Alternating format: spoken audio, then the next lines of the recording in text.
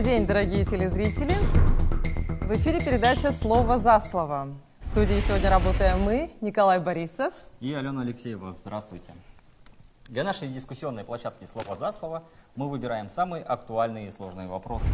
Сегодня мы будем говорить о Ленских столбах. Правда ли, что когда приедут москвичи, они у нас все позабирают? Или все-таки это национальный статус, который получают наши Ленские столбы, и это большой шаг вперед для Якутии. В 2011 году правительство Российской Федерации при разработке концепции развития особо охраняемых природных территорий страны, по сути, приняло историческое решение повысить статус природного парка Ленские столбы до национального. Естественно, как только началось обсуждение, мнения разделились. И сегодня мы разберем все «за» и «против» и попытаемся прийти к единому мнению. И участники «за» у нас выступает Ольга Балапкина, заместитель председателя Госсобрания Илтумен, Любовь Киприянова, заслуженный работник охраны природы Российской Федерации, и Николай Барамыгин, член Общественной палаты. И участники «против» сегодня: Иван Шамаев, народный депутат Илтумен, Матрена Идрихинская, общественница, Нина Герасимова, корреспондент газеты «Кым».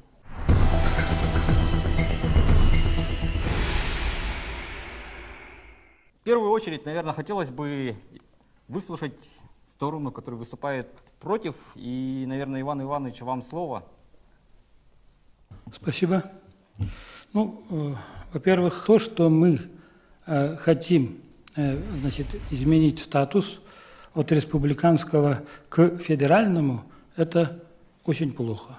Вот когда мы говорим, что идет повышение статуса и так далее, это идет просто гипнотизации, внушение. Говорят о том, что будет дополнительное вливание и так далее. Мы еще посмотрим. Так, мы здесь говорили о том, что от 18-17 миллионов, которые дает республика, федерация дополнит, и таким образом финансирование дойдет до 50 миллионов и так далее. Но, понимаете, мы сейчас знаем и понимаем, что, я думаю, многие согласятся, кто работает над такими понятиями, федерализация никогда не означает априори, что это очень хорошо. Единственное положительное в этом это то, что нарыв этот, все, что это образовалось, там минусы все эти, они проявились. Ради Бога. Нам надо остановить эту федерализацию, для этого надо, есть постановление правительства 2011 года, если, допустим, мы дезавуируем его, оттуда, из этого списка просто Якутия выпадет, и никаких проблем, и надо работать. Может, послушаем Любовь Даниловну? Изначально парк образовался как национальный парк. Да, он так и назывался — Национальный природный парк Ленские столбы.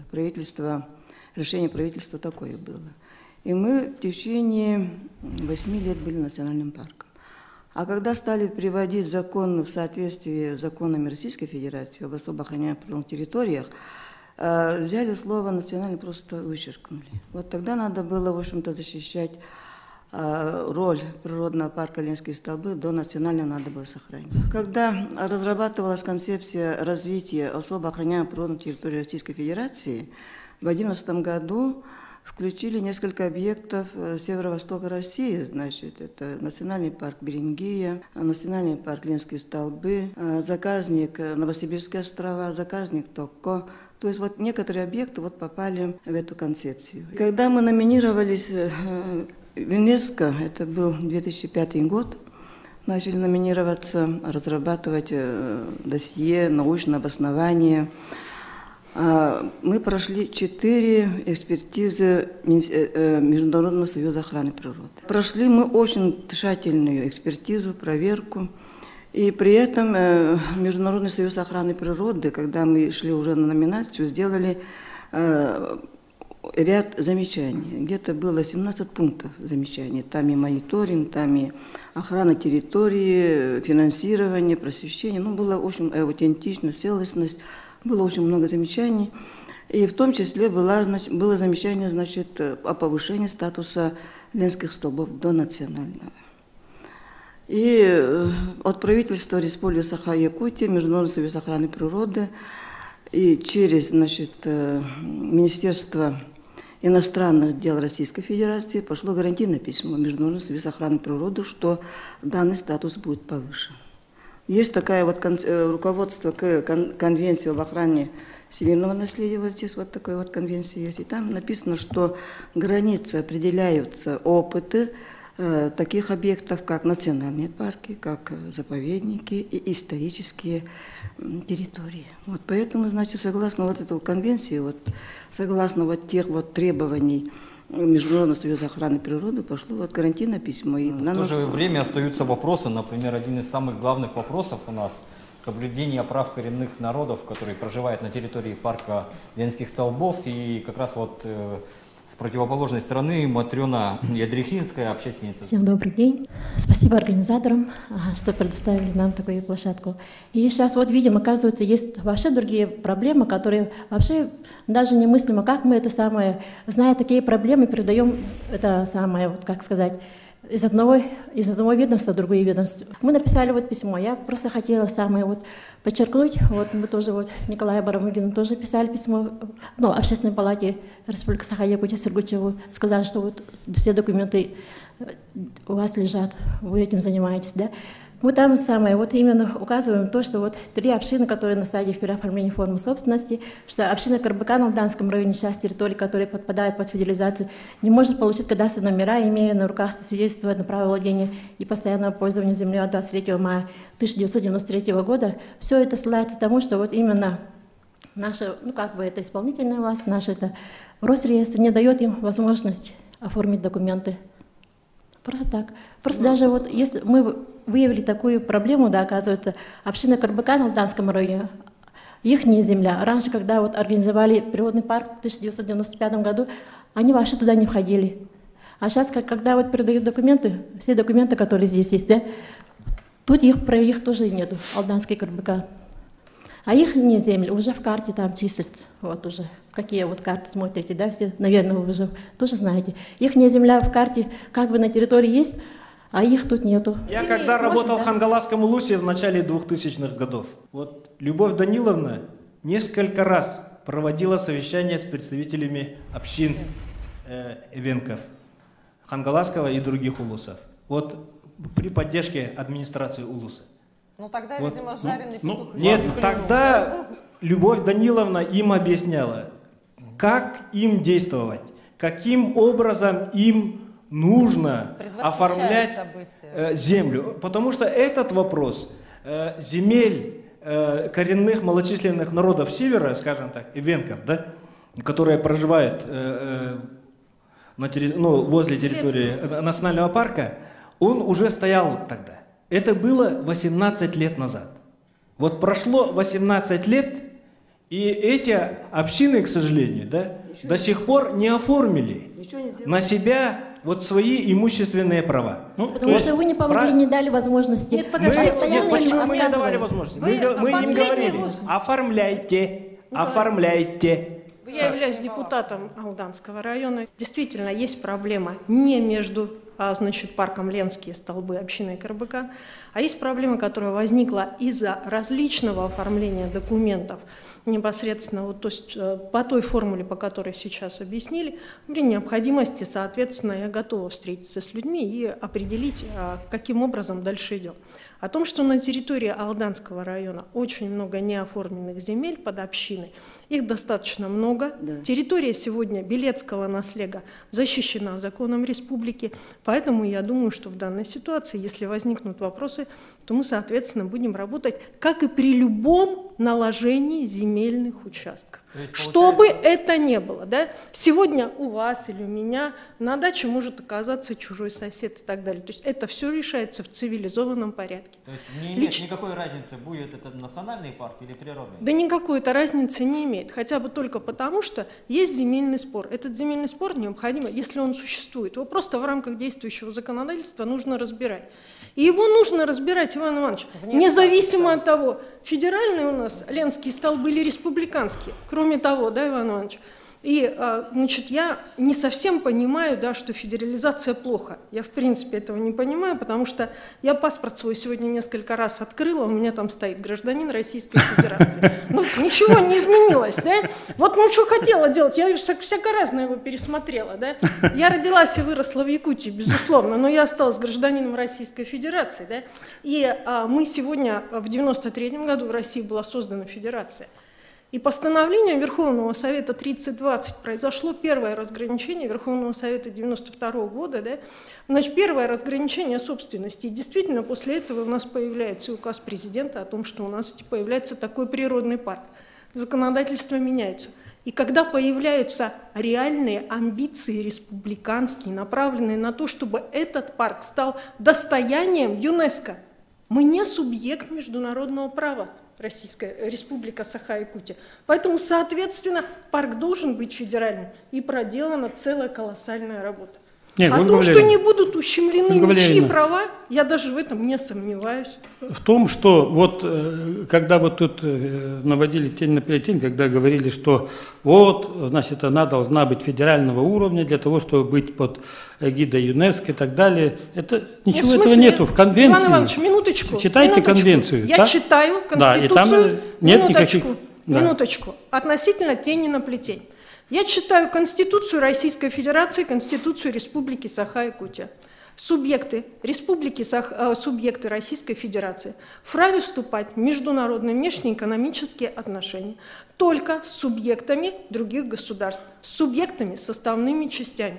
Субъектом международных отношений в данной ситуации является Россия. И поэтому для того, чтобы непосредственно парк находился в состоянии ЮНЕСКО, мы будем выступать от имени Российской я понял, Федерации. Ольга Валерьевна. Значит, там в этом ЮНЕСКО сидят неграмотные люди, и они уже, значит, уже решение приняли, что вот парк Иван является там достоянием ЮНЕСКо и так далее. Мы уже пятый год уже входим в состав ЮНЕСКО. Уже пятый год. Пятый год. Да. Мы входим с 2011 года как федеральный парк. Мы сегодня с вами не хотим исполнять постановление правительства России. Законы и подзаконные акты России имеют верховенство на территории России. Да, о чем мы сейчас говорим?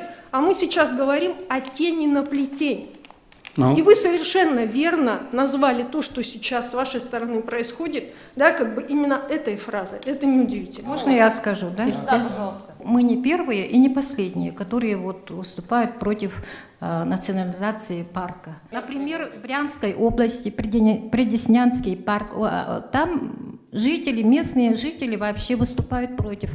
У них с самого начала, с 2011 года, вот это дело пошло в открытую. Они вынесли на суд общественности сразу, с самого начала, как только вышло распоряжение. Поэтому у них все обсуждение шло открыто, через какие-то общественные обсуждения, круглые столы и так далее. Поэтому они все выступили против, которые вот районы, которые лежат около парка. Они сказали, вот создание национального парка ущемляет наши интересы. И еще один пример, да, можно в любом случае, вот, если создадут национальный парк, в любом случае, если там найдут какие-то месторождения и так далее, там в любом случае могут изменить границы этого парка. Развитие республики, освоение ее природных ресурсов только начинается. И самое главное, что месторождения нефти и газа обнаружены на территории Алекминского улуса, и проявление нефти и газа есть даже на территории Ленских столбов. И мы совершенно правильно и вовремя создали этот национальный парк, и это наше достояние мы передали под защиту ЮНЕСКО, под защиту российского государства. Я могу привести свежий пример. Значит, таким образом, Синский участок входит в территорию национального природного парка Ленские столбы. И не так давно там планировалось разрабатывать месторождение базальта. Там идет дайка через реку Синию, 5 километрах, и переходит реку Синию, и, в общем-то, должны были разработать базальт для того, чтобы обеспечить сырьем базальтовый завод Покровский. Уже дорогу построили, уже начали буроразрывные работы. И только вмешательство ЮНЕСКО остановило вот этот процесс. Так мне кажется, что мы ради ЮНЕСКО и живем, для того, чтобы там у нас был бренд и так далее. Ну, насколько мне известно, вот Николай Барабыгин мне бросает информацию, да и в газетах пишут, что вот столько-то японцев приезжает, столько-то иностранцев, и никаких этих, и особенно-то и не надо вот этих статусов так, и без этого, значит, народ и едет так. Может быть, еще надо регулировать этот поток. Но сейчас вот я расскажу про Сочинский парк. В эти дни разворачивается скандал, он начался где-то там в начале лета, так, и сейчас уже вот набирает темпы. Там, значит, ну, это федеральный уровень, понимаете ли, и там, значит, федеральные власти назначили, ну, как пишут в газетах, родственницу очень большого, значит, начальника федерального уровня, озвучивать я его имя не буду, ради, так сказать, политической корректности. Так, и там начался полный беспредел. Начали поснимать всех специалистов, начали там все рубить, строить, продавать и так далее. Читайте. Могу дать по Сочинскому информацию. Пеньковского я хорошо знаю, не один год с ним общалась, да. Он 15 лет отработал директором, заслуженный человек. Его сняли, значит, по статье 278, пункт 2, то есть расторжение договора без объяснения причин.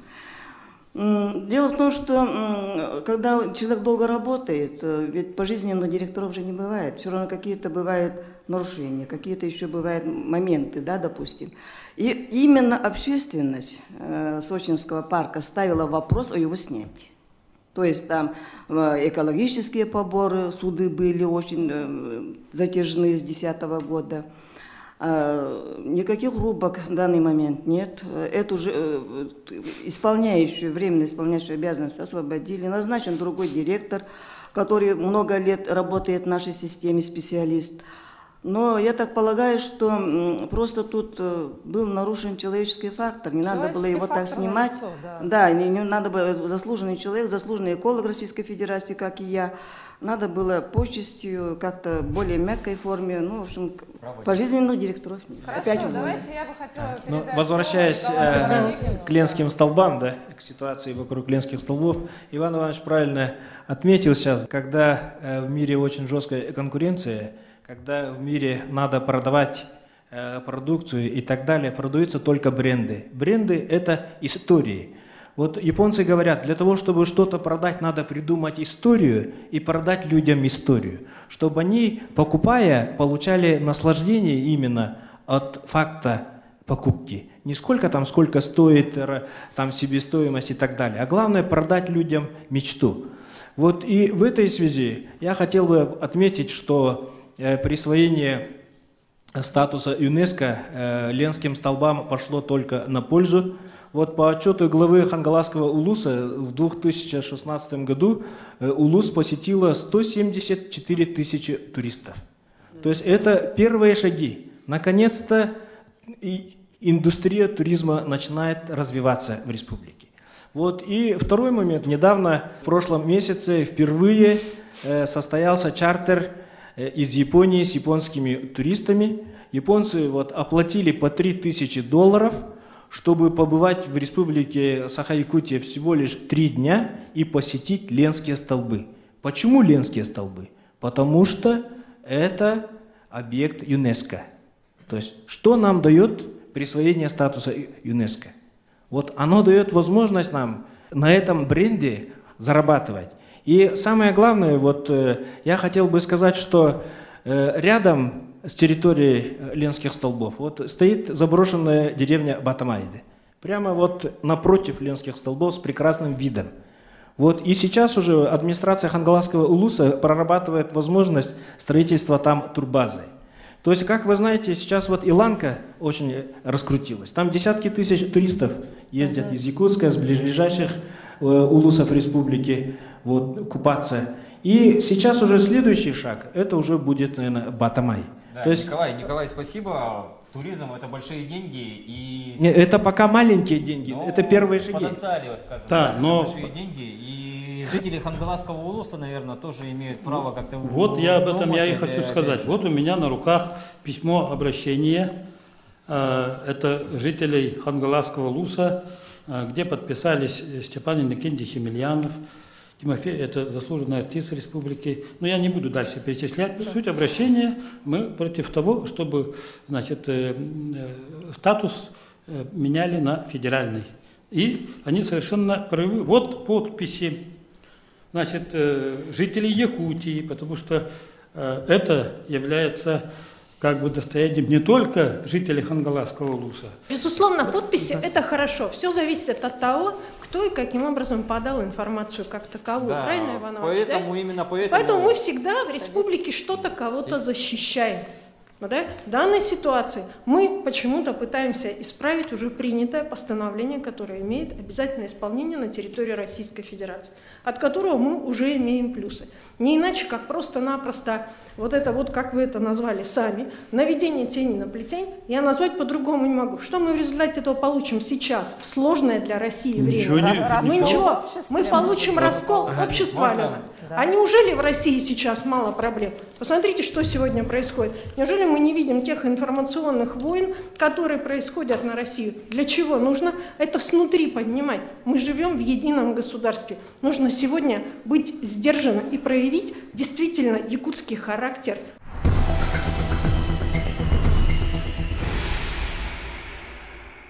Мы сегодня сделали опрос по общественному мнению. Как раз... И предлагаем ваше внимание на экран. Скажите, пожалуйста, а вы за или против повышения статуса ленских столбов? Конечно, а почему бы и нет? За, конечно. Конечно, за. За, конечно. Нет, я против. Против? Против, конечно. В принципе, это же наше. Почему должно это принадлежать кому-то другим? Я против. За защиту ленских столбов, потому что это наше. Зачем федералам отдавать опять? Я думаю, пусть владение республики останется. Конечно, федералы его не увезут, останется, да, но какие-то хозяйственные действия лучше самим делать. Я считаю, что республика своими ресурсами должна владеть сама. С одной стороны, мы должны гордиться, но в то же время в современном рыночном веке, когда республика ищет себе, как говорится, доходную часть, вот и здесь есть серьезный но. Я бы, чтобы у нас было. Почему мы все с негативной стороны смотрим? Это же развитие. Будут приезжать, значит, туризм будет развиваться. Если в ЮНЕСКО вошло, то, наверное, и статус должен повышаться. Надо развиваться. Да, я за, пусть видят все и посещают тоже. Такую красоту всегда надо облагораживать, чтобы не пропадало. За. За. Скажите, а почему? Потому что это мировой шедевр, все должны знать о нем. Да, он того стоит. Безусловно, за повышение статуса, потому что федеральный статус – это федеральное финансирование, это увеличение поддержки, да, природного парка. Ну, чтобы было много этих самых и гостей у нас, и порядок, чтобы там был, вот, чтобы чистота, чтобы что-то еще сделали, благоустройство какое-то. Вот, поэтому, конечно, за повышение. Если статус повысится, то как бы это затронет и как бы ту часть, которая отвечает за природоохранную. Ну, чтобы более сохранная была, чтобы там мусор убирали постоянно. Конечно, нужно повышать. А почему нужно? Да потому что это единственное место, которым можно гордиться Якутией. Это же природное как бы достояние республики. Ну, как мы видим, число опрошенных, которые поддерживают повышение статуса, все-таки больше. Недавно стало известно, что часть здесь присутствующих высказались, что в случае, если статус парка повысится до федерального, подадут в суд на Министерство природы Якутии. Да, и вот Матрена Ядрихинская, как раз этот вопрос адресуется вам. Ну, нас, когда вот принимал Сахамин Миланович, мы ссылались на то, что вот именно письмо, мы заранее написали письмо Сахамин Милановичу, ну, всем руководителям, и Гуляеву Максиму Михаилу Дмитриевичу, и вам тоже писали письмо, и Ильтемям писали, да, чтобы они вот именно уделили внимание вот именно проблеме роста родовых общин. Вот очень мы как бы это, пользуясь случаем, хочу это самое поблагодарить Елене Христофоровне Гламаревой, которая сразу вот поняла суть проблемы и начала нам помогать. Вот устроила встречу с Сахамином Милановичем, вот общественная была и общественная приемная Единой России. И там был разговор, он, конечно, сразу сказал, что мы войти в дискуссию не будем. Я просто скажу, что это распоряжение Путина, которое мы должны все, выполнить. Это наша, эта работа. И это самое, он ссылался на эти распоряжения правительства, 2011 года. Но это самое, мы бы хотели там высказать свое мнение, но нам не дали слова. Просто я, с одной стороны, я просто с ним вела беседу, но в этом случае я и не говорила, что я подам в суд Министерства охраны. Мы просто сказали, что именно Карбыкан, родовая община, имеет право подать в суд, потому что ущемлены их права. Если действительно в свое время были оформлены каким-либо образом, и имеется соответствующее государственное свидетельство о праве, а там должно было быть оформлено либо за Карбыканом, либо за иной какой-то хозяйствующим субъектом, какой бы формы оно ни было, так называемое право пользования, постоянного пользования, как оформлено оно за всем. Есть свидетельство, то в этой ситуации при определении непосредственно границы этот участок будет выкупаться. Последние 8 лет, когда я приезжаю в Белецкий наслег, я туда специально привожу представителя регистрационной палаты, земельщиков, постоянно собираю общины, еще раз разговариваю, у кого на какой стадии оформления. Где у Карбыкана, где у Ганама, где еще у кого-то, где-то, Мундуручу там, где у кого на какой стадии оформления. И вдруг, наверное, возникают вопросы, Возникают вопросы, сегодня есть колоссальный вопрос о том, что часть семьи одной, она, непосредственно сдавала часть в аренду. Соответственно, у той семьи, которая занимается и ведет кочевой образ жизни, за налоги, которые не заплатила вторая часть семьи, арестовали всех оленей, приходится выезжать, разбираться с этой ситуацией. Там много спорных земельных вопросов, и они, по сути, не имеют никакого отношения к ленским статусу. Ольга Валерьевна, очень обидно, что вы депутат именно Алданского улуса сказали, Ага. Но не знать такую проблему, это же, я сказала бы, это мое личное мнение, я бы это оценила, посмотрев их документы, они мне показали все устав, там все документы, я знаю проблему Карбыкана, я готова с ними встретиться. Если у них есть уже сегодня претензии это уже сказать, это же грабеж среди белого дня со стороны государства именно КРО. Нет у них документов, нет межевания, есть по-другому не могу сказать. Так, смотрите, есть проблемы не только Карбыкана. Смотрите, около 40 или свыше 40 участков было у хачикадцев, так? Нет. Но они не овенки. Так, значит, начались судебные дела с федерализацией, это жесткое лицо федерализации. И когда мы в марте уже там проводили эти собрания общественные, уже было известно, что 20, судом просто отобрали. В дальнейшем еще будут отбирать. Так. Я хочу дать информацию по качекасским землям, так? Когда я работала директором, территория парка была селочной, то есть там других землепользователей, землевладельцев не было, кроме парка. И не должно быть по закону об особо охраняемой природной территории. Но когда меня уволили в 2012 году, и я обнаружила вдруг к 2015 году карту ленских столбов возьмите и обстреляйте его из дробовика, и образовываются такие дырки, И таких дырок образовалось 306 штук. То есть эти земли ушли или в муниципальную собственность, это еще не совсем плохо, и ушли в частную собственность. Это нарушение закона об особо охраняемой природной территории Республики Саха-Якутия. Это нарушение закона об особо охраняемой природной территории Российской Федерации. Как это на территории ленских столбов, которые являются территорией особо охраняемой природной территории, образовались такие дыры. Как будто стреляли. И только когда проект пошел на, так скажем, на экспертизу, здесь, в Якутске проходила эта комиссия, дала, указание, чтобы привести эти земли в порядок. И парком было подано в суд земли качекасского наследия администрации, где-то 16 участков. Площади небольшие, где-то 11 тысяч га было площадь. Это бывшие земли совхоза Качекасский, И, в принципе, качекасские, они остались без земель. Поверху пошла железная дорога, внизу что мы и добились. Да, но надо было здесь, значит, сделать договор, сервитутный договор надо было сделать. Что мы пытались сделать, сервитутный договор, работая в ДБР, мы это сделали, сервитутный договор, но никто навстречу не пошел, и этот договор не подписали. Если этот договор был бы подписан, сервитутный договор, то наверняка этот вопрос был бы улажен. А теперь 20 участков среднего течения Ботомы, вверх до Ботомы, еще не рассмотрен, кто там сидит. Какие частные лица там взяли эти земли, никто не знает. Вот смотрите, да? Значит, вот то, что вы говорите, текст говорит само за себя.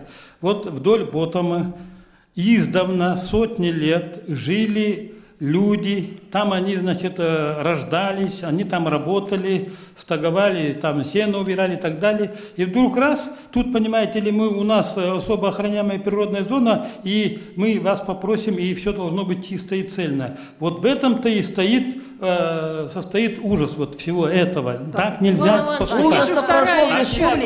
Ужас-то прошел в республике, а что, никто этого не замечал? Иван Иванович, но ведь есть же вторая часть. А при чем здесь федерализация?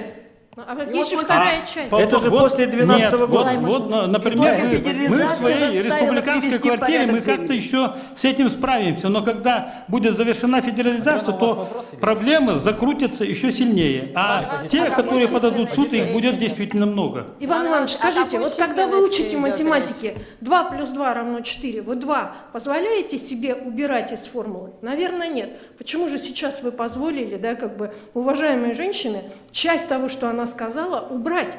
Вы сказали только верхушку повторили, да? А вы не сказали о плюсе 2, о котором она сказала, о том, что ведь в принципе законодательство допускает сервитутное оформление, и это сенокошение, если оно там есть, скотоводство, оно и может быть там оформлено. Документы нужно приводить в порядок. Они так будут везде. 4 у нас будет только тогда, когда есть 2 плюс 2. Ольга Валерьевна, да, документы нужно приводить. Все-таки послушаем позицию Матрёны, пожалуйста. Я просто хочу добавить, вот, Любовь Даниловна, да? Неужели вы считаете, что эта земля, вот, земля территории, 1 328 000 га, просто так и стояла и пустовала? До этого жили люди, до этого были и там, да, и я там жила, я там выросла, боже мой.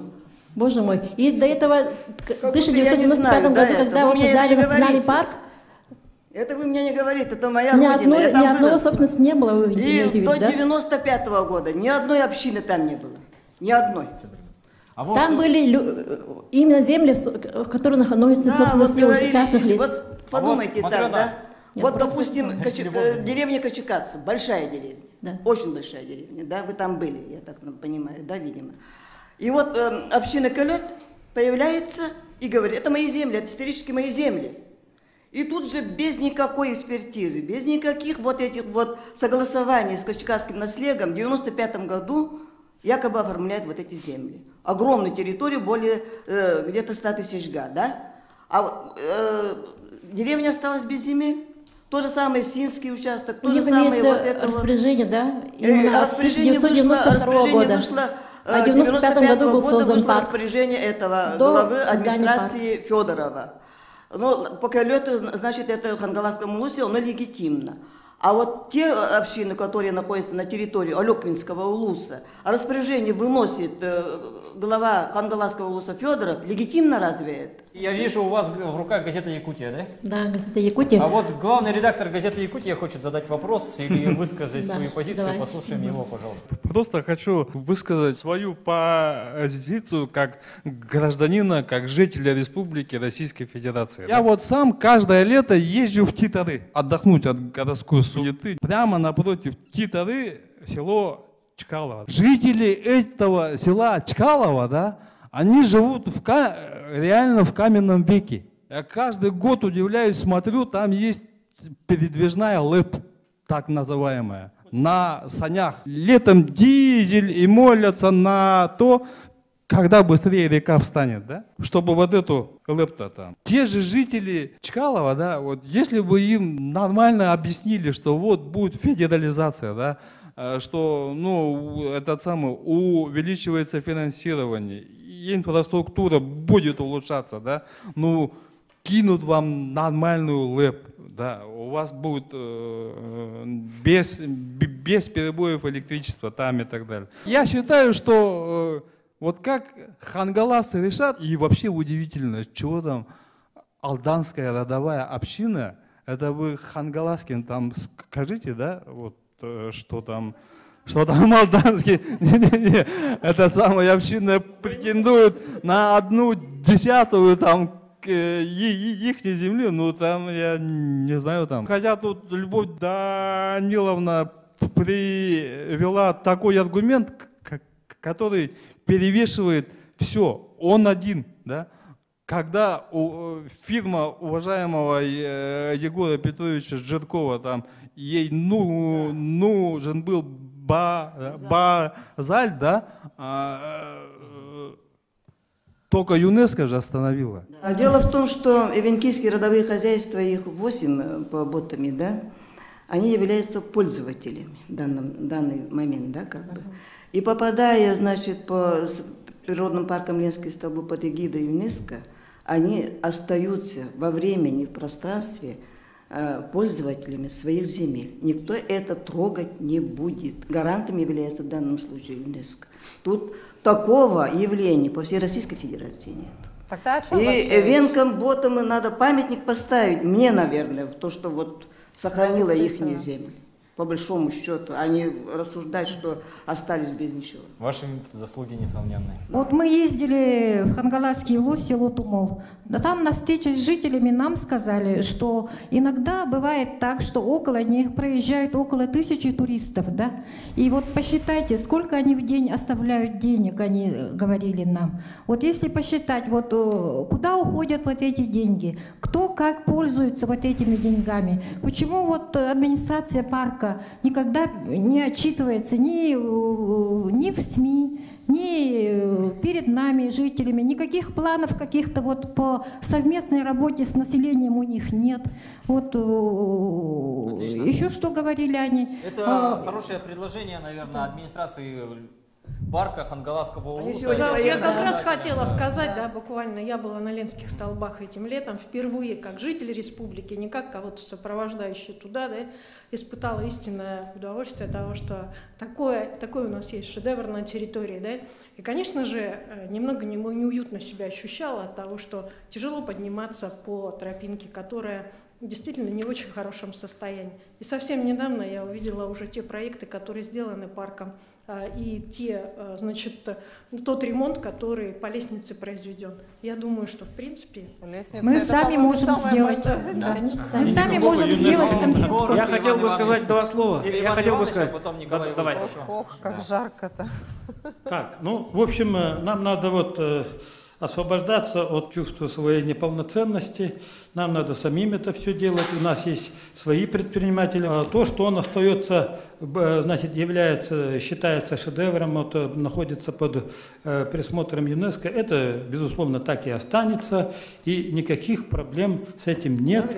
И поэтому вот Ленские столбы, они должны оставаться под эгидой республики. Но вот на следующем этапе, когда мы сумеем этого добиться, то на следующем этапе мы должны действительно вот работать, вот общественность должна внимательно вот отнестись к работе, к деятельности природного парка, вот как они работают с туристами, как распределяются деньги, как учитываются интересы жителей вот, села Титары и так далее. Вот, а если она будет федерализована, то бесполезно. Мы до Москвы не достучимся, это я точно знаю. Спасибо.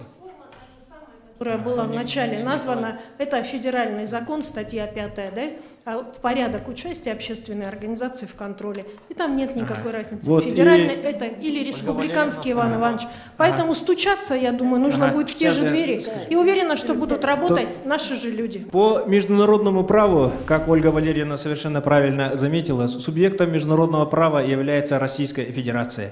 И все заявки на признание ЮНЕСКО объектом мирового наследия были подписаны Российской Федерацией.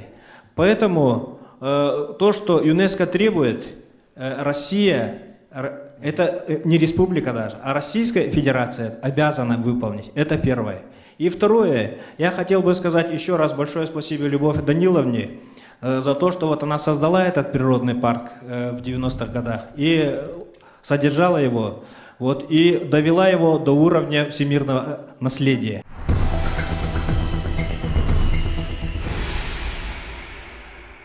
Национальные парки в России начали создаваться в 1971 году. И в 91-м, в 94-м они получили свое бурное развитие, и в том числе благодаря вам, Любовь Даниловна. В настоящее время на территории страны 49 национальных парков. А чтобы получить национальный статус, необходимо получить признание всего общества, пройти сложную процедуру согласования и, самое главное, созреть до этого статуса. Это была передача «Слово за слово». Спасибо, встретимся в эфире. Спасибо за внимание.